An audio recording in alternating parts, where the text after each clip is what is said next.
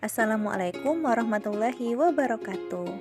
Bertemu lagi dengan kami melalui video ini yang kali ini akan membahas mengenai Learning Journal Agenda 3 Pelatihan Dasar CPNS.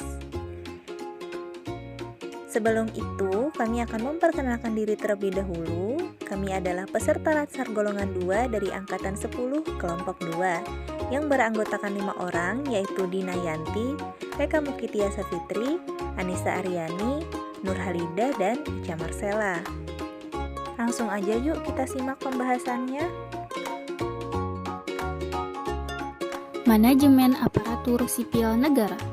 Manajemen ASN adalah pengelolaan ASN untuk menghasilkan pegawai ASN yang profesional, memiliki nilai dasar, etika profesi, bebas dari intervensi politik, bersih dari praktik korupsi, kolusi, dan nepotisme. Pegawai ASN adalah pegawai negeri sipil dan pegawai pemerintah dengan perjanjian kerja yang diangkat oleh pejabat pembina kepegawaian dan diserahi tugas dalam suatu jabatan pemerintahan atau diserahi tugas negara lainnya dan digaji berdasarkan peraturan perundang-undangan. Berdasarkan jenis ASN dibagi dua, yang pertama adalah PNS atau pegawai negeri sipil, merupakan warga negara Indonesia yang memenuhi syarat tertentu.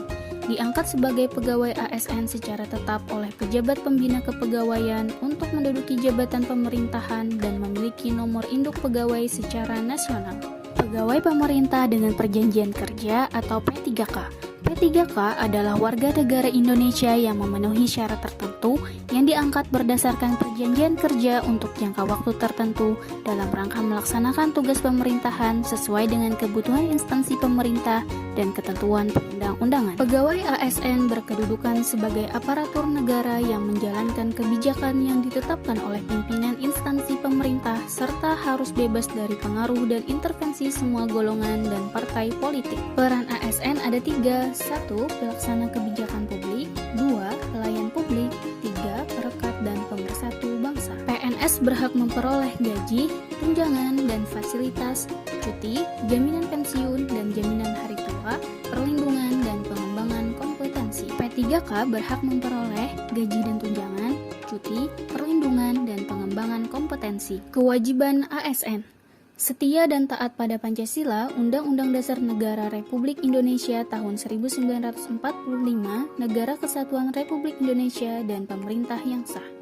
Menjaga persatuan dan kesatuan bangsa, melaksanakan kebijakan yang dirumuskan pejabat pemerintah yang berwenang, menaati ketentuan peraturan perundang-undangan, melaksanakan tugas kedinasan dengan penuh pengabdian, kejujuran, kesadaran, dan tanggung jawab, menunjukkan integritas dan keteladanan dalam sikap, perilaku, ucapan, dan tindakan kepada setiap orang, baik di dalam maupun di luar kedinasan, menyimpan rahasia jabatan dan hanya dapat mengumumkakan rahasia jabatan sesuai dengan ketentuan peraturan perundang-undangan, dan bersedia ditempatkan di seluruh wilayah negara kesatuan Republik Indonesia. Kode etik dan kode perilaku ASN yang diatur dalam Undang-Undang Nomor 5 Tahun 2014 tentang Aparatur Sipil Negara atau ASN yang menjadi acuan bagi para ASN dalam penyelenggaraan birokrasi pemerintah dan bertujuan untuk menjaga martabat dan kehormatan ASN. Konsep sistem merit menjadikan bagian yang tidak terpisahkan dalam pengelolaan ASN. Sistem merit adalah kebijakan dan manajemen ASN yang berdasarkan pada kualifikasi, kompetensi, dan kinerja secara adil dan wajar, dengan tanpa membedakan latar belakang politik, ras, warna kulit, agama, asal-usul, jenis kelamin, status pernikahan, umur, atau kondisi kecacatan. Manajemen PNS meliputi penyusunan dan penetapan kebutuhan, pengadaan, pangkat dan jabatan, pengembangan karir, pola karir, promosi, mutasi, penilaian kinerja, penggajian dan tunjangan, penghargaan, disiplin, pemberhentian, jaminan pensiun dan hari tua, dan perlindungan. Manajemen P3K meliputi penetapan kebutuhan, pengadaan, penilaian kinerja, penggajian dan tunjangan, pengembangan kompetensi, pemberian penghargaan, disiplin, pemutusan hubungan perjanjian kerja, dan perlindungan. Pelayanan publik. Kegiatan dalam rangka pemenuhan kebutuhan pelayanan sesuai dengan peraturan perundang-undangan bagi setiap warga negara dan penduduk atas barang, jasa, dan atau pelayanan administratif yang disediakan oleh penyelenggara pelayanan publik dalam Undang-Undang Nomor 55 Tahun 2009. Unsur-unsur pelayanan publik. Yang pertama, organisasi penyelenggara pelayanan publik. Kedua, penerima layanan atau pelanggan. Ketiga, kepuasan pelanggan. Birokrasi sebagai penyelenggara pelayanan publik, yaitu setiap institusi sebagai penyelenggara negara. Fundamen pelayanan publik. 1. Pelayanan publik merupakan hak negara sebagai amanat konstitusi. Kedua, pelayanan publik diselenggarakan dengan pajak yang dibayar oleh warga negara. Ketiga, pelayanan publik diselenggarakan dengan tujuan untuk mencapai hal-hal yang strategis bagi kemajuan bangsa di masa yang akan datang.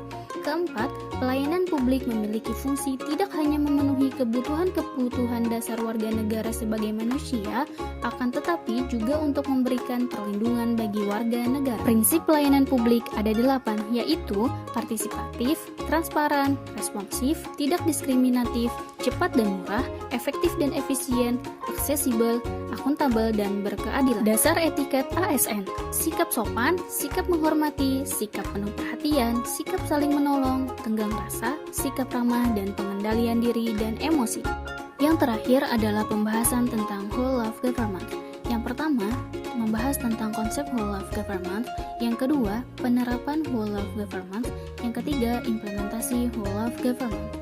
Whole of Government atau WOG adalah pendekatan penyelenggaraan pemerintahan dengan upaya kolaboratif untuk tujuan pembangunan kebijakan, manajemen program, dan pelayanan publik. Mengapa harus WOG?